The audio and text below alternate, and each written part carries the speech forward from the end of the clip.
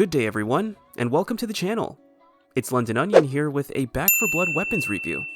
And in this review, we're going to be looking at our second shotgun, the AA12. Now, as part of today's discussion, we're going to be including my proposed weapon-centered deck build following the review. Now, although the stats and specs of the weapon speak for themselves, I will be giving my evaluation on the weapon's capabilities in combat. This will involve tactics that suit the weapon's strengths, and an overall score. Now, evaluation will take place on 4 main fronts: ammunition economy, crowd control, mutation deterrence, and pressure combat. Before we get started, it is important to note that a weapon's shortcomings can be supplemented with one's card selection, but evaluation will mainly be geared toward the weapon's base attributes.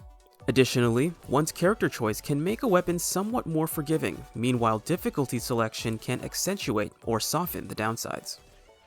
So starting off with the AA12's ammunition economy, which is essentially how long a weapon can practically last throughout a given level, the AA is an automatic shotgun that is noted to inflict moderate damage.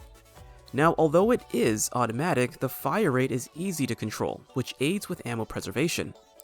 Its main detractor, however, is the effective range. In order to inflict maximum damage, one would have to be within 2 to 2.5 meters of their target, which for obvious reasons is a major disadvantage. This puts the AA12 in a rather dangerous position when dealing with mutations. I would personally consider a range above 10 meters to be a safe distance to avoid guaranteed damage. With the AA12, however, one will likely have to expend more ammo to make up for the distance. At 10 meters away, the AA is inflicting minimal damage. Additionally, as a shotgun, it does not come with a high amount of total ammunition.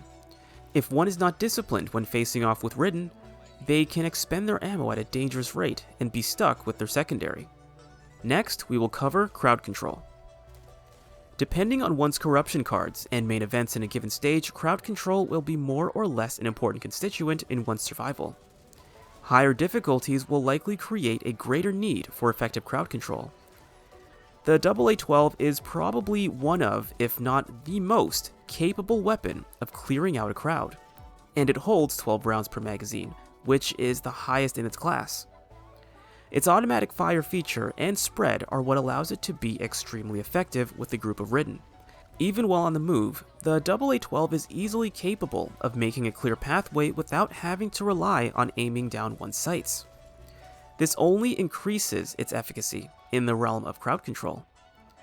Now, crowd control, for those who haven't guessed, is most practical at close range. Deviating from this with higher range will create a commensurate difficulty in eliminating enemies efficiently, at least with the AA anyway. Moving on to pressure combat, as I coined the term, this refers to how efficiently a weapon can eliminate targets in multiple areas, or how well a weapon can complement one's ability to engage and eliminate multiple scattered targets at varying ranges. Now, after discussing the AA12's effective range, damage, control, and mag capacity, it has limited efficacy in pressure combat. Because of its range, pressure combat can only be performed at close range, but, and this is a big but, it can do so at close range extremely well. Outside of user error, it only takes 1 round to eliminate Ridden, and because of the controllability, one will have an easy time switching between targets as they get close. This falls flat on its face, however, when the time comes to reload, in which case, either one's secondary or their fists are their next best bet. As for mutation deterrence, I would argue that it is probably one of the more important aspects of surviving in Back 4 Blood, and I would say there are 3 main strategies weapons can fall into in addressing them. There is kiting, fighting, or a discriminate mix of the two. Kiting involves tactically retreating from an enemy to put oneself and other teammates in an advantageous position to eliminate them and also render their attacks less or completely ineffective. Fighting, in this circumstance, moreover, is geared toward holding one's ground while applying heavy fire and eliminating a given target before they can do much damage, if any at all. For the AA12, I would easily say that fighting should be the main strategy when facing off with most mutations. The main reason behind this is that the AA12 can dish out its damage rather efficiently and will easily stumble most mutations before they can get too close. Surprisingly, even tall boys can be stumbled by this weapon. Mind you, not as easily as others, but enough to put this weapon in the fighting range. The AA is a very dangerous weapon when used against mutations, but because of the range, there is also greater chance of sustaining damage. Moving on to the scoring, the weapon's ammo economy is in the low range. It can efficiently eliminate ridden and mutations, but the effective range and the immense power that comes with its automatic fire turns it into an ammo sponge if one is not disciplined. So I give it a generous 2 out of 5. Crowd control is pretty much the AA's element, perhaps even unparalleled. The only disadvantage is the reload speed, but I would consider this a nitpick. So I give it a deserving 5 out of 5. Pressure combat and mutation deterrence is an area of mixed results. As a weapon that only thrives at close range but does so really well, gives it limited efficacy in pressure combat. Mutation deterrence, however, is where this weapon will shine again, as most mutations crumble when exposed to a full auto AA12. One will just have to be mindful of taking damage, so I give it a 7 out of 10. And overall, this will put the weapon at a 14 out of 20. Now that concludes the review, but we will now transition into our deck build for this weapon. Now generally I would say there are 2, though technically 3, aspects of building a weapon/weapon class specific deck. There is the more strength-based build, and the compensatory/balancing build. A third option would naturally be a hybrid, which is probably the most reasonable. But every weapon is different and has its own strengths and areas of need, to varying degrees. Now with this in mind, on a smaller scale, I will categorize potential card selections into 4 designations: related, compensatory, synergistic, and preferential. Although Back 4 Blood already has its own designations for cards, I prefer to use my own. And before we get started, it is important to note that there are 1,000 ways to build a deck.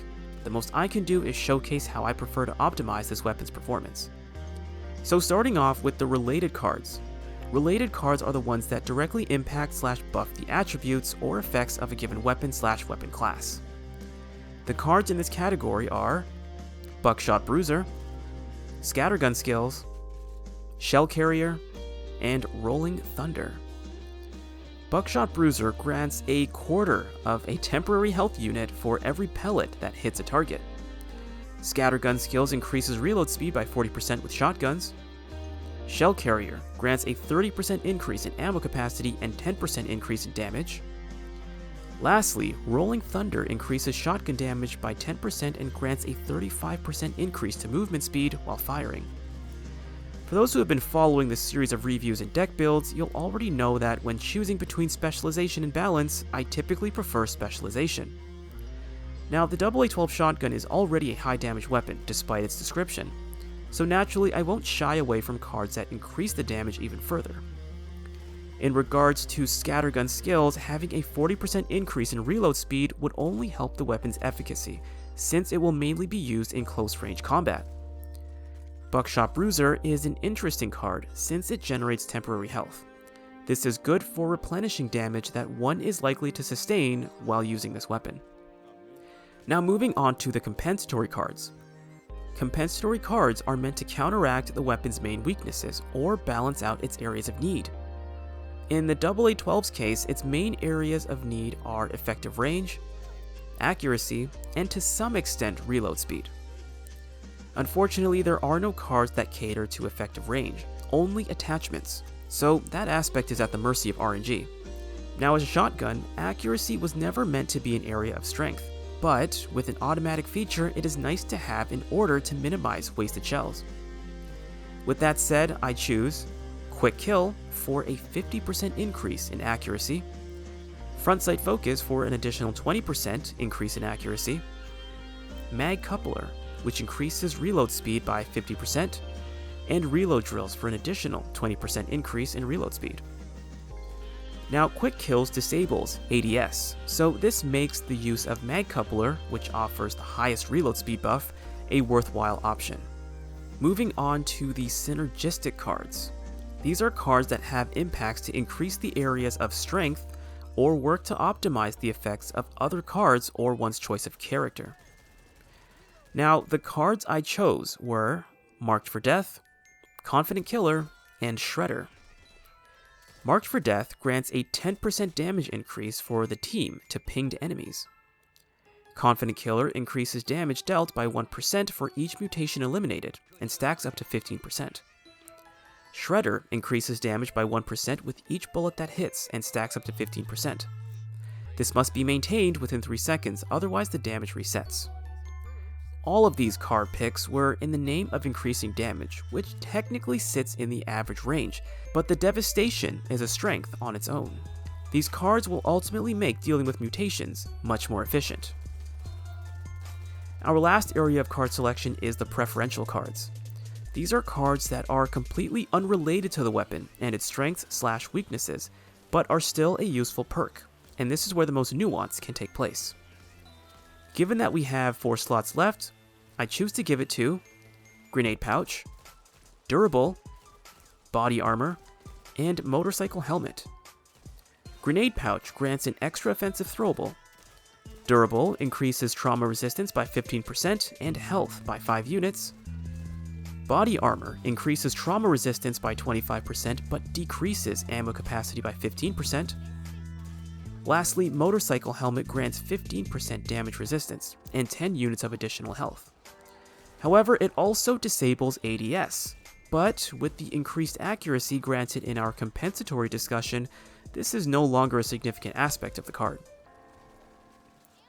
Personally, I like to have as many throwables as possible, and because we're working with a shotgun, enemies, especially mutations, will have an easier time getting close before taking substantial damage. Hence, I attempt to counteract with some trauma resistance and health buffs. Now, our last area of discussion is the character choice. Just like our deck build for the 870 shotgun, it primarily fits with Hoffman or Walker. Doc is a possibility, but she may require some alterations to capitalize on her role. The main reason behind Hoffman is for his extra offensive inventory and finding ammo, and the AA12 can easily be left on empty. Walker has the potential for even more accuracy, has a consistent damage buff of 10%, and has a team health buff of 10 units. But as I said guys, there's 1,000 ways to build a weapon-centered deck. These were just my preferences. Otherwise though, that concludes the build and review. Thank you guys for joining me on this one, and in our next video we'll be going back to the UMP SMG to discuss its deck build. Afterwards, we will continue on with our amalgamated reviews and deck builds for future weapons. It's been Londononion, and I will see you guys next time.